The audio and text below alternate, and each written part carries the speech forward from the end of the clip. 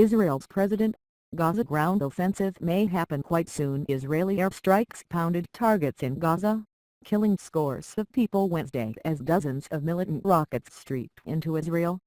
The continued Hamas barrage prompted Israel's prime minister to step up the offensive against the militant group. The operation will be expanded and will continue until the firing at our communities stops and quiet is restored, Prime Minister Benjamin Netanyahu said. He did not detail what the expansion would entail but said Israel's military is prepared for all possibilities.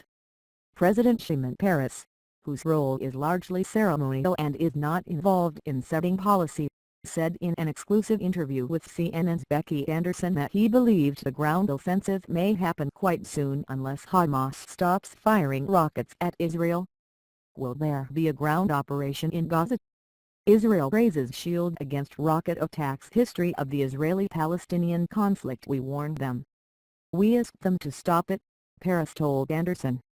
We waited 1 day, 2 days, 3 days and they continued, and they spread their fire on more areas in Israel. While Peres was speaking on his own and his position may not outline an official government policy, Israeli Intelligence Minister Yuval Shtaitz earlier told CNN that a ground operation might become necessary. Palestinian Authority President Mahmoud Abbas, meanwhile, convened an emergency meeting of his cabinet to discuss the crisis. This war is not against Hamas or another political party but it is against the Palestinian people, he told the media afterward. What do you call this crime? What is this crime known under international law? To kill entire families, is this collective punishment? This is called collective genocide. The Hamas spokesman, Sami Abu Zuhri, said Israel's threat to launch a stupid ground offensive didn't scare anyone, and fighters from Hamas military wing were ready to face off with Israel's coward soldiers in Gaza. More deaths in Gaza. The comments came as the death toll rose in Gaza, where the Israel Defense Forces had struck at 550 Hamas targets since launching its offensive Monday. The IDF said the targets included 60 rocket launchers, 31 tunnels and the homes of 11 senior Hamas leaders, which the IDF described as command centers. At least 61 Palestinians have been killed and more than 550 injured in the airstrikes, according to Palestinian medical sources and health ministry officials. Among the dead were 8 women and 11 children, including an 18-month-old baby and an 80-year-old woman, according to a list provided by Palestinian medical sources and health ministry officials. In one airstrike Wednesday, 2 children and their mother were among 5 people killed when Israeli forces targeted their house. Some members of the family are believed to have links to Hamas, Palestinian security sources said. A driver for a Gaza news agency was killed Wednesday night when an Israeli missile hit his car, witness told CNN. 3 people were wounded, witnesses said. The IDF said it uses phone calls and drops empty shells on roofs, what it calls roof knocking, to warn civilians that airstrikes are imminent. The Israeli cabinet has authorized the military to call up 40,000 troops if needed. That is 10,000 more than were called up during Israel's offensive into Gaza in November 2012. Only about 1,000 have been mobilized so far. Teens' deaths sparked new violence. Tensions in the region reached a fever pitch after 3 Israeli teens, including one with dual United States citizenship, were kidnapped last month on their way home from school in the West Bank. Their bodies were found last week. Israel blames Hamas, but the group has denied any involvement. Hamas said it clearly. We don't have information about what had happened, Osama Hamdan, the foreign policy spokesman for Hamas, told CNN's Michael Holmes.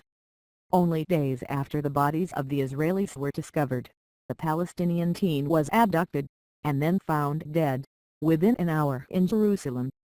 Israel has arrested suspects and says there's strong indication it was a revenge killing.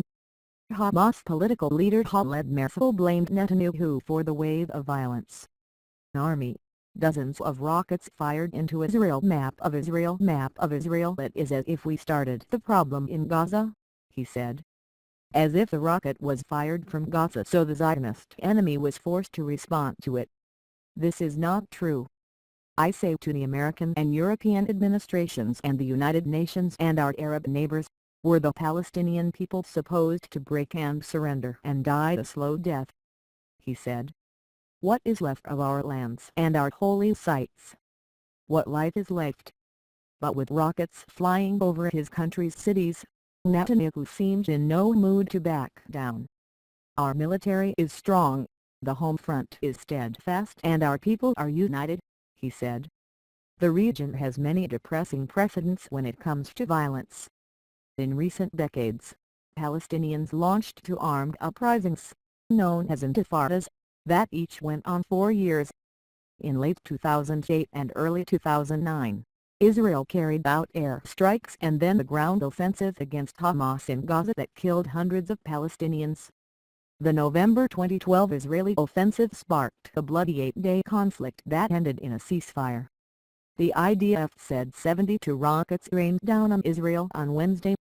Some came down in unpopulated areas, while others were intercepted by the country's Iron Dome defense system over Tel Aviv, Ashkelon and Dimona, the IDF said. There were no immediate reports of casualties. Dimona is home to a nuclear plant. Israeli media reported the facility was not hit. The United States Embassy in Tel Aviv said it would close Thursday. Embassy staff had to take shelter Tuesday during a rocket warning, and the facility was already operating with minimal staff. Hamas is believed to have 10,000 rockets of varying ranges, said Lieutenant Col. Peter Lerner, the military spokesman. Israel said some 3.5 million residents live in areas within reach of the rockets.